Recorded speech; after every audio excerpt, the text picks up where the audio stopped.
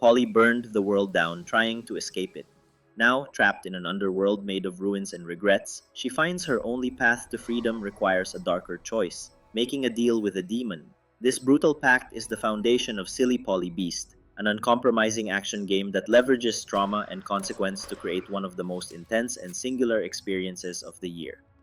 From the moment you begin, the camera is a restless, suffocating presence, constantly shifting its perspective. It fluidly cycles between claustrophobic close-up angles, wide environmental shots that emphasize your terrifying smallness, and moments where it snaps into a classic side-scrolling view. This dynamic, purposeful lack of a static viewpoint gives the game more immediate dread and kinetic energy than most horror titles achieve with 10 times the budget. The environment is built on sensory oppression, with the lighting doing the heavy lifting. Every room possesses its own distinct tone, every shadow feels deliberate, and the fog is not just a visual filter, but a palpable force that looks like it is actively consuming the world. The atmosphere is established not by the monsters, but by the way light wraps around wet corners and bounces off ruined floors, a level of detail that signals an artist's intent to make every frame feel like a bleak painting. You step into the role of Polly, a blonde mute girl with a past scarred by fire. She and her sister Alice planned an escape from the orphanage, but the scheme fell apart, leaving Polly alone and eventually trapped in the underworld. This space is a miserable landscape of ruins, fog, and unforgotten memories. Down there, she meets a caged demon who offers her a deal: kill 3 other demons and both can escape. The story unfolds gradually through weighty flashbacks, each one filling in the tragic details with a believable and effective restraint. Though many will try to fit this into the Souls-like category, that label is a poor descriptor. Silly Polly Beast is fundamentally a narrative action game defined by harsh consequences and sharp timing. The difficulty is high, but it avoids being cruel for the sake of it. While you manage a health bar, stamina only drains during attacks. This leaves you free to roll, sprint, and reposition endlessly, offering unique mobility. But the core challenge remains a tense balance of limited resources and precise timing. Enemies hit hard and they always respawn upon revisiting an area. You will die often, but the game is quick to forgive as checkpoints are frequent and the levels are tightly constructed. The tempo never allows frustration to set in for long, keeping you hooked on forward momentum. The underworld itself is hostile. The fog is a legitimate threat that devours anything caught outside designated paths, and traps are scattered everywhere, often proving deadlier than the embers, the things that roam the dark.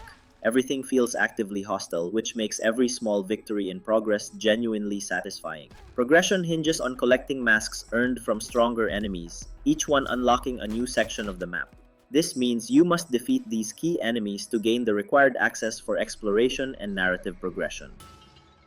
Combat balances between melee and range options, each with quirks. Your skateboard serves as a surprisingly solid melee weapon, though hit detection can be awkward in tight spaces. Guns are powerful but limited. Since ammo is scarce, switching fluidly between firearms and melee becomes crucial. The manual aiming system is a small but impactful design choice that makes every shot count. When you miss, the mistake is entirely yours. The melee system does have rough edges. Some enemies recover too quickly, others stagger too far for combo finishes, and a few bosses have unpredictable invulnerability windows. While it can feel messy, it never breaks. And when the combat clicks, surviving by the skin of your teeth always feels great.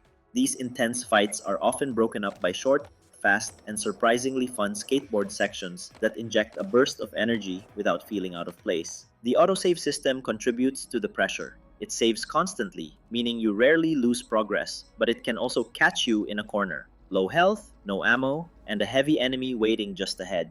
This inability to reload a save to undo a mistake forces you to live with your decisions, maintaining real, constant pressure. Complementing this is the sound design, which relies heavily on ambient noise, the changing hum of rooms, the varying echo of footsteps, and the oppressive silence between encounters to reinforce the game's moodiness. With 4 possible endings and no manual save, chasing every outcome requires multiple playthroughs, which reinforces the game's core philosophical idea: you must commit to and live with the path you choose. For all its rough edges and intentional awkwardness, Silly Polly Beast possesses a singular, unwavering focus. It knows exactly what it is: a harsh, moody, personal experience that demands persistence over fairness. This isn't a game you finish and forget. It sticks with you because the whole package, the art direction, the hostile pacing, the story's slow reveal, feels handmade, raw, and full of genuine, heavy intent. If you want something personal and unflinching, play Silly Polly Beast. It's the kind of game that stays with you long after it's over, because every scene feels like it was paid for in blood and time. And if you enjoy reviews like this, where we dive into games that don't always get the spotlight, consider subscribing to Boss Room Banter.